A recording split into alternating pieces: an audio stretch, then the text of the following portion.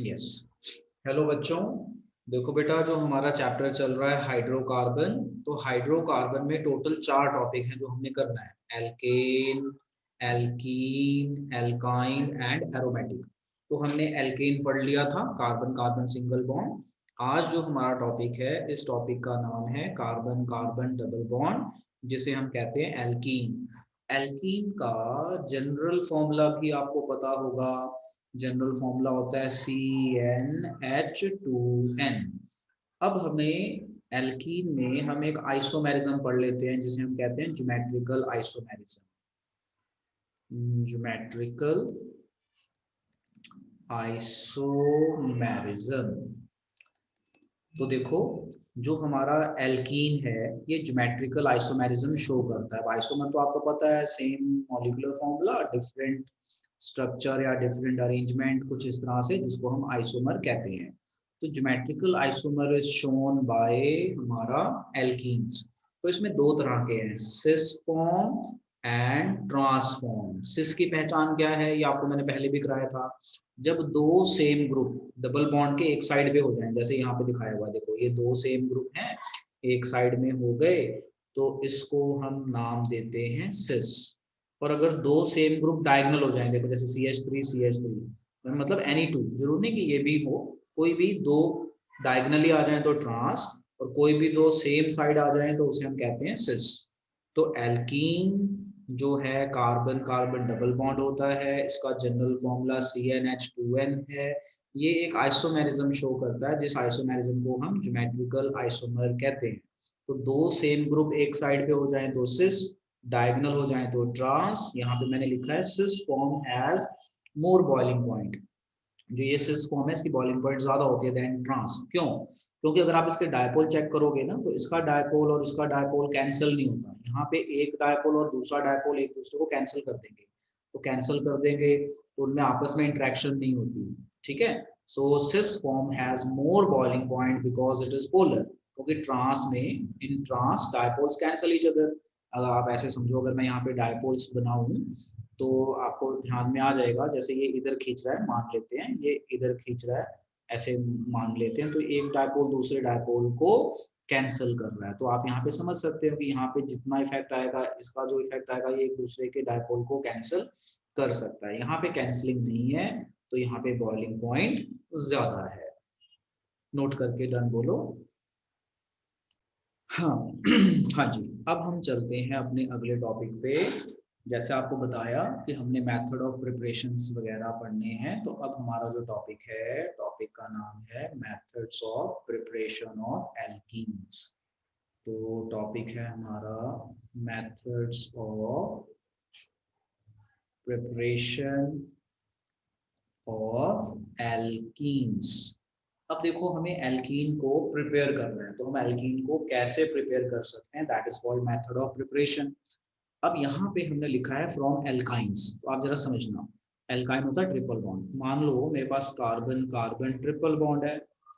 अगर मैं इसकी रिएक्शन हाइड्रोजन से कर दूं in the presence of catalyst PDC, इसे कहते हैं पैलेडाइज्ड चारकोल। तो जब मैं इस तरह से करूंगा, तो ये हाइड्रोजन इसमें ऐड हो जाएगा, और ये CH2 डबल बॉन्ड CH2 बन जाएगा। तो अगर आपको याद हो, जैसे ये हाइड्रोजन है, तो एक हाइड्रोजन यहाँ चला जाएगा, एक हाइड्रोजन यहाँ चला जाएगा, तो हमें CH2 डबल बॉन्ड CH2 मिल जाएगा। और ये पैलेडाइज्ड चारकोल का मतलब है, इसे आगे रिएक्शन नहीं होगी, डबल बॉन्ड बन के रुक जाएगा। तो ये एक रिएक्शन है जिसमें हमने ट्रिपल बॉन्ड को किसमें चेंज कर दिया, डबल बॉन्ड में, और ये आगे रिएक्शन नहीं होगी। ये इसका काम है, पैलेडाइज्ड चारकोल, ये कार्बन की प्रेजेंस में ऐसा होता है। तो अब देखो, जरा मैं थ्योरी पढ़ता हूँ। Alkynes on partial reduction. Partial reduction का मतलब होता है एक बार हाइड्रोजन से रिएक्ट करना। जैसे एक बार और कर दो तो सैचुरेटेड बन जाएंगे ये। तो एक बार रिएक्ट करके रिएक्शन को रोक लेना, डबल बॉन्ड पे रोकना।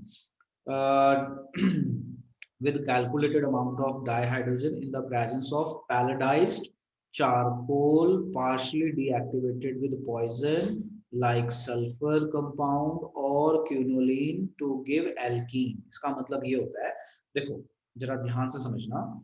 जनरली क्या होता है, जब हम CH ट्रिपल बॉन्ड CH की रिएक्शन हाइड्रोजन से करते हैं, तो पहले तो हमें मिलेगा double bond CH2 double bond CH2, और ये फिर से हाइड्रोजन से रिएक्ट कर जाएगा कैटलिस्ट की प्रेजेंस में ना, ये फिर से रिएक्ट कर जाता है क्योंकि हाइड्रोजन अवेलेबल है, तो ये रिएक्शन करता जाएगा और इसको किस में चेंज कर देगा, CH3 सिंगल बॉन्ड CH3।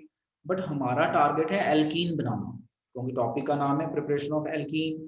तो प्रिपरेशन ऑफ एल्कीन कैसे होगी, जब हम एल्कीन पे रुक जाएं, डबल बॉन्ड पे रुक जाएं, तो इसके लिए ये जो मैंने अंडरलाइन किया है ना, ये कंडीशन है कि हम इसमें पैलेडाइज चारकोल यूज करते हैं, साथ में एक पॉइजन यूज करते हैं।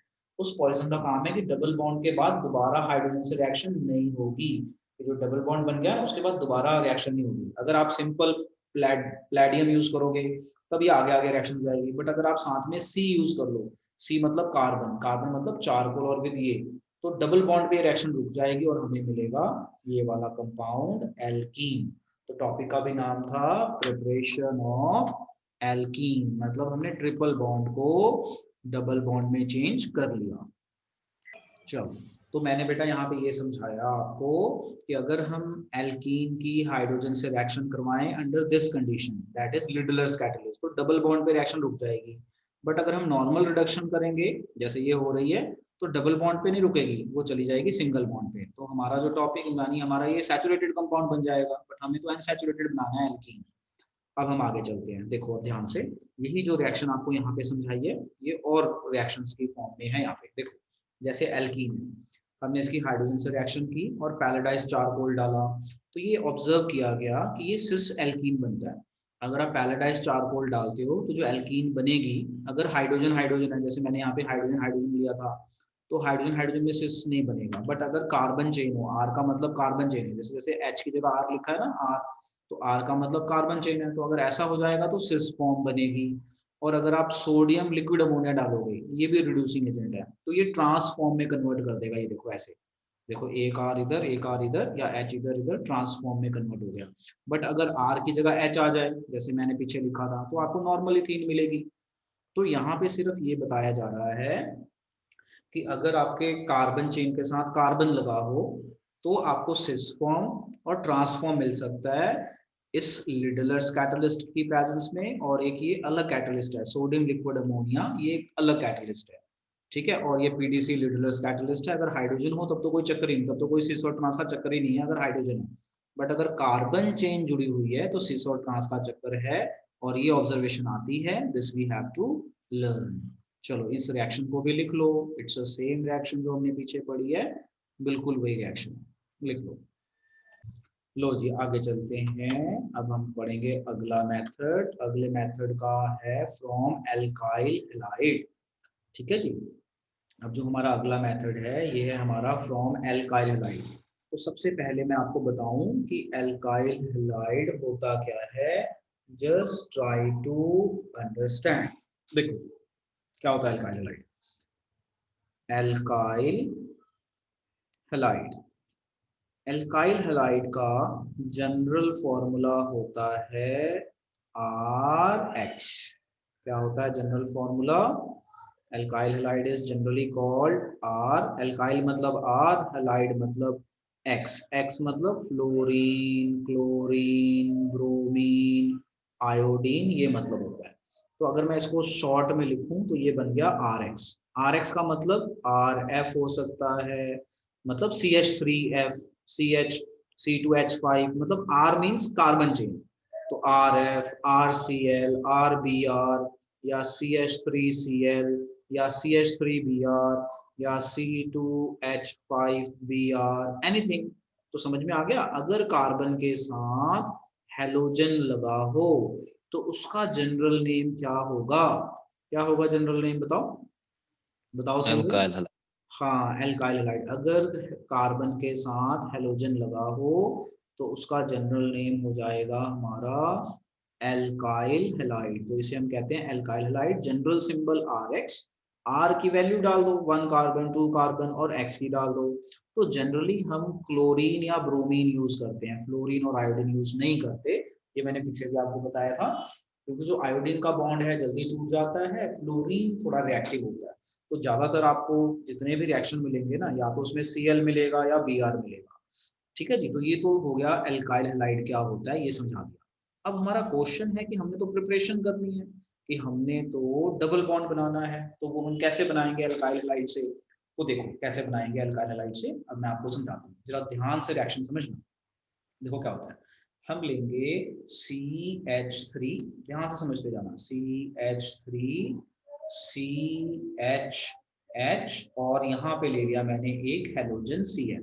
अब ये बताओ ये अल्काइल हैलाइड है कि नहीं, ये पूरी कार्बन चेन को R बोलेंगे और ये X है, RX ही है ना। देखो जरा ध्यान से, Yes, sir. RX, R मतलब कार्बन और X साथ में लगाओ, तो मैंने ना ये बॉन्ड के साथ दिखा दिया। तो ये जो है ना, ये मैं इसे हाईलाइट कर देता हूँ, ये X है, बाकी सारा तो R ही है। देखो ध्यान से, बाकी सारा R है ना, बोलो हाँ या ना, है ना। कार्बन को R कहते Yes. हैं, कार्बन चेन। अब क्या करना है, इसकी हमने रिएक्शन करनी है in the presence of alcoholic KOH। हम जैसे ही एल्कोहलिक KOH डालेंगे तो होगा क्या, देखो समझो जरा ध्यान से, होगा क्या, क्योंकि हमें तो डबल बॉन्ड बनाना है, समझना ध्यान से। Carbon H H H Cl और ये रहा H, ये रहा H। जब हम यहाँ पे KOH डालते हैं, एल्कोहलिक KOH, कौन सा एल्कोहलिक मतलब अल्कोहल, पानी में नहीं डाला, अल्कोहल में डाला है। जैसे मैं लिखूं एक्वस KOH मतलब पानी में डाला है KOH, एल्कोहलिक मतलब अल्कोहल में, वाटर यूज नहीं हो रहा। तो होता क्या है, अब जरा समझो यहाँ पे, जैसे हम ये वाला केस करते हैं तो एल्कोहलिक KOH की प्रेजेंस में ये चीज निकल जाती है बाहर, KOH निकल गया बाहर, और ये वाला H बाहर निकल जाता है in the form of water, निकल गया ना। यानी ये वाला बॉन्ड भी टूट गया और ये वाला बॉन्ड भी टूट गया। तो जो बॉन्ड बच गए, जैसे एक इलेक्ट्रॉन यहाँ बच गया, एक इलेक्ट्रॉन यहाँ बच गया, ये आपस में जुड़ जाएंगे और डबल बॉन्ड बना देंगे इस तरह से। HCH, एक बॉन्ड तो पहले से था, CHH, और इसका एक इलेक्ट्रॉन, देखो मैं हाईलाइट करता हूँ, इसका एक इलेक्ट्रॉन और इसका एक इलेक्ट्रॉन जुड़ जाएंगे आपस में और ये बना देंगे डबल बॉन्ड, जिसे हम कहते हैं एल्कीन। और ये 2 कार्बन वाला है तो इसे हम बोलेंगे इथीन। अब इस रिएक्शन में एक नोट बताता हूँ, नोट, इस रिएक्शन के 2 नाम हैं। पहला नाम है इस रिएक्शन का डीहाइड्रोहेलोजिनेशन, डीहाइड्रोहेलोजिनेशन। अब हम ये पूछ लेते हैं कि हम इसे डीहाइड्रोहेलोजिनेशन क्यों कहते हैं। तो इसका आंसर ये होएगा कि डी का तो मतलब होता है लॉस, हाइड्रो का मतलब होता है हाइड्रो है ना H, और हेलोजन का मतलब होता है या तो Cl या फिर Br, X जिसे आप कह सकते हो। तो अगर आप इस रिएक्शन में ध्यान से देखो तो क्या चीज लॉस हो गई, क्या चीज लॉस हो गई, देखो ध्यान से, अगर आप इस रिएक्शन को देखो तो बेटा क्या चीज लॉस हो गई, एक तो Cl लॉस हो गया और एक ये वाला H भी तो लॉस हो गया वाटर की फॉर्म में। तो H भी निकल गया और Cl भी निकल गया, यानी हाइड्रोजन का भी लॉस है और हेलोजन का भी लॉस है। इसलिए इस रिएक्शन का नाम क्या पड़ गया, क्या नाम पड़ गया इस रिएक्शन का, डीहाइड्रोहेलोजिनेशन। नोट नंबर 2, इस रिएक्शन को हम बीटा एलिमिनेशन भी कहते हैं, also known by the name of beta elimination, elimination reaction. क्यों कहते हैं बीटा एलिमिनेशन, जरा समझना, मैं यहाँ बता रहा हूँ क्यों कहते हैं। क्योंकि जो ये कार्बन 1 है ना, कार्बन 1 को कहते हैं अल्फा, जो ये कार्बन 2 है इसे कहते हैं बीटा। तो हमने देखना हाइड्रोजन कौन से कार्बन से गया है, तो हाइड्रोजन बीटा कार्बन से गया है, इसलिए इस रिएक्शन का एक और नाम है बीटा एलिमिनेशन। तो आप देखो यहाँ पे आपको क्या क्या चीजें सीखने को मिली, आपको यहाँ पे बहुत सी चीजें सीखने को मिली। टॉपिक था हमारा preparation of alkene from alkyl halide. तो सबसे पहले तो हमें यही सीखने को मिला कि अल्काइल हैलाइड क्या है। तो RX को हम अल्काइल हैलाइड कहते हैं, R का मतलब कार्बन है और हेलोजन मतलब क्लोरीन ब्रोमीन। फिर मैंने ये पूरी रिएक्शन बताई, जो ये रिएक्शन यहाँ पे करके दिखाई हुई है ना, तो यही रिएक्शन मैं यहाँ पे करके दिखा रहा हूँ आपको कि अगर हम हेलो एल्केन लें, जो ये सर्कल में बनाया ना, ये समझने के लिए बनाया मैंने, ये समझने के लिए। जब हम एल्कोहलिक KOH से रिएक्शन करते हैं तो Cl निकल जाता है, H निकल जाता है, तो H भी निकल गया, Cl भी निकल गया, तो इसे कहते हैं डीहाइड्रोहेलोजिनेशन। मतलब डी मतलब लॉस किसका, हाइड्रोजन का और हेलोजन का, तो नाम पड़ गया डीहाइड्रोहेलोजिनेशन और डबल बॉन्ड बन गया। और इसे हम एक और नाम देते हैं बीटा एलिमिनेशन। तो बीटा क्यों देते हैं, क्योंकि जो कार्बन 1 है, ये कार्बन 1 है, नंबरिंग करोगे तो 1 आएगा, 1 2 2 को बीटा कहते हैं। जो हमारा हाइड्रोजन है वो बीटा कार्बन से लॉस हुआ है, इसलिए इसका नाम पड़ गया बीटा एलिमिनेशन ऑल्सो। ओके बेटा, अब हम करते हैं थर्ड प्रिपरेशन। थर्ड प्रिपरेशन का नाम है, थर्ड मेथड ऑफ प्रिपरेशन और थर्ड मेथड ऑफ प्रिपरेशन का नाम है डीहेलोजिनेशन। तो पहले तो मैं इसका मतलब बता देता हूँ, फिर मैंने यहाँ पे रिएक्शन लिखी है, फिर ये रिएक्शन भी समझाता हूँ। तो देखो क्या होता है, पहले मैं इसका मतलब बता देता हूँ आपको। डीहेलोजिनेशन देखो, हाईलाइट कर दूं, पहले ये कर दिया मैंने हाईलाइट। हाईलाइट में मैं डी का मतलब बता रहा हूँ। डी डी का मतलब है लॉस। किस चीज का लॉस? हेलोजिनेशन, है ना। डी मतलब लॉस, हेलोजिनेशन मतलब हेलोजन का। हेलोजिनेशन, हेलोजिनेशन, हेलोजिनेशन मतलब लॉस ऑफ हेलोजन। ये ना स्पेल टेढ़ा लिखा जा रहा है। हेलोजिनेशन, हेलोजिनेशन मतलब अपना क्लोरीन, ब्रोमीन, आयोडीन, कुछ भी ऐसा आ जाए तो डी मतलब लॉस, हेलोजन का लॉस, तो उसे डी हेलोजिनेशन कहते हैं। ये रिएक्शन लिखी हुई है। अब इस रिएक्शन को समझो, तो मैं यहाँ पे इसको नीचे समझाता हूँ, जरा समझने की कोशिश करो। इसी रिएक्शन को मैं और करके लिख देता हूँ, देखो ध्यान से। C H H B R, ठीक है ना। जैसे C H two B R लिखा है, single bond C, B R H H ऐसे लिख दिया। इसकी रिएक्शन हमने कर दी जिंक से। तो जब हम इसकी रिएक्शन जिंक से करेंगे तो जिंक क्या करता है, ये जिंक की वैलेंसी होती है 2, यानी 2 बॉन्ड बनाता है एक साथ। ये दोनों बॉन्ड यहाँ से तोड़ देता है। तो पेपर में ऐसा सर्कल वगैरह बनाने की जरूरत नहीं है, ये तो मैं आपको समझाने के लिए बना रहा हूँ। ये ऐसा तोड़ देता है। तो जैसे ये बॉन्ड टूट गया, है ना, जैसे ये बॉन्ड आपका टूट जाता है इसके साथ वाला, और ये वाला बॉन्ड टूट जाता है, तो इसका एक इलेक्ट्रॉन और इसका एक इलेक्ट्रॉन आपस में जुड़ जाते हैं और क्या बनाएंगे, CH2 डबल बॉन्ड CH2, और क्या निकल गया बाहर, ZnBr2। तो ये आपकी अंडरस्टैंडिंग के लिए बना है, पेपर में ऐसा सर्कल वगैरह बनाने की जरूरत नहीं है। तो इसमें भी हमें डबल बॉन्ड मिल गया, तो ये प्रिपरेशन हो गई, प्रिपरेशन ऑफ एल्कीन। तो आपको यहाँ पे समझ में आया ना, हमें यहाँ पे भी एल्कीन मिल गई। तो इसे हम नाम देते हैं प्रिपरेशन ऑफ एल्कीन। तो इसमें क्या हुआ, जो आपका ये, इसे ना विसिनल डाइहैलाइड भी नाम देते हैं। जो ये मॉलिक्यूल बनाया ना मैंने, this is also known by the name of vicinal dihalide. 2 carbon दोनों पे सेम हेलोजन हो तो it is also called vicinal dihalide. अगर हम इसके जिंक से रिएक्शन करवाएंगे तो जिंक दोनों हेलोजन हटा देता है। तो दोनों हेलोजन सेम होने चाहिए, तो दोनों हेलोजन को हटा देता है, इसलिए नाम पड़ गया डी हेलोजिनेशन। डी मतलब हटाना, लॉस, हेलोजन दोनों हेलोजन को हटा देगा। तो जो ये बॉन्ड बचेंगे, जैसे ये वाला एक इलेक्ट्रॉन, ये वाला एक इलेक्ट्रॉन, तो इसके साथ निकल गया, ये एक और ये एक जुड़ के डबल बॉन्ड बना देंगे। चलो नोट कर लो। हाँ जी बेटा, अब हम करेंगे fourth method of preparation of alkene. इस मेथड का नाम है डिहाइड्रेशन, और इसे भी हम बीटा एलिमिनेशन के नाम से जानते हैं। यानी बीटा एलिमिनेशन की 2 रिएक्शंस हो गई। It is also known by the name of beta elimination. Note लिख देता हूँ, note, this reaction is also called, this reaction is also called beta elimination. ये मुझे बताओ सिमरन, आप बताओ क्यों इसको हम बीटा एलिमिनेशन क्यों कह रहे हैं। एक बार मैं समझा दूं तभी समझ में आएगा। जैसे ये रिएक्शन लिखी हुई है, इसी को मैं दोबारा ना लिख के समझाता हूँ सर्कल। तो जो भी मैं सर्कल में समझाता हूँ ना, ये समझने के लिए है, ताकि आपको ये वाली रिएक्शन समझ में आ जाए। लिखना ये है, देखो, सी सी ओ एच एच एच, ये हो गया हमारा H, ये हो गया H, ये हो गया H। अब इसको हमने ट्रीट करना है कंसंट्रेटेड H2SO4, कंसंट्रेटेड H2SO4। अब अगर आपको याद हो तो आपने 10th में पढ़ा हुआ है कि जो ये H2SO4 है ना, ये डिहाइड्रेटिंग एजेंट होता है। जो ये हमारा कंसंट्रेटेड H2SO4 है, ये क्या होता है, dehydrating agent. Dehydrating agent 10th में पढ़ा हुआ आपने। ये डिहाइड्रेटिंग मतलब जो लॉस ऑफ वाटर कर दे, मैंने लिखा है -H2, माइनस मतलब लॉस, लॉस ऑफ वाटर करवा दे। तो क्या होगा, जो ये H2SO4 है ना कंसंट्रेटेड, इसकी H और OH से बहुत दुश्मनी है। जहां पे भी इसको H और OH इकट्ठा दिख जाएगा ना, इसको चिपका देगा साथ में, यानी वाटर बना के लॉस करवा देगा। तो ये बॉन्ड टूट गया, तो टूट गया तो इसका एक इलेक्ट्रॉन और इसका एक इलेक्ट्रॉन जुड़ के क्या बना देंगे, डबल बॉन्ड। अब क्वेश्चन है कि हम इसको भी बीटा एलिमिनेशन क्यों कहते हैं। तो देखो बड़ा आसान है, बताओ सिमरन क्यों कहते हैं। ये रहा कार्बन 1, ये है अल्फा, ठीक है, कार्बन 1 को अल्फा कहते हैं, 1 इरेज कर देता हूँ अल्फा। ये कार्बन 2 है, इसको बीटा कहते हैं। तो अब समझ में आ गया इसको बीटा एलिमिनेशन क्यों कहते हैं। बताओ सिमरन क्यों कहते हैं? क्योंकि जो आपका लॉस ऑफ एच है वो कहाँ से हो रहा है?